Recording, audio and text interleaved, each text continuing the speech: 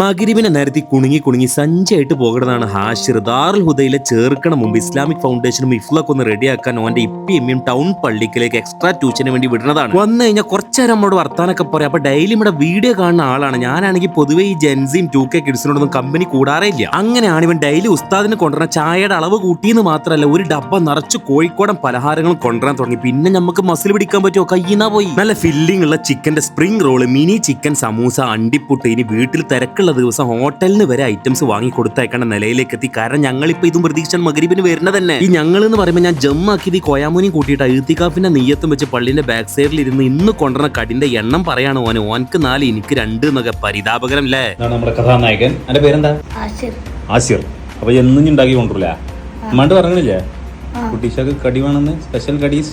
എനിക്ക് ഇങ്ങനെ ഡോറിന്റെ അവിടെ നിന്ന് സിഗ്നൽ കിട്ടുമ്പോഴാണ് ഞാൻ കയറണത്. ഈ ചങ്ങായി ഇത് എന്ത് കണ്ട് മണം പിടിച്ച് വരികയാണെന്ന് എനിക്ക് ഇതുവരെ മനസ്സിലായില്ല. അപ്പൊ ഇങ്ങനെയാണ് കാര്യങ്ങളൊക്കെ ഇവിടെ നടക്കുന്നത്.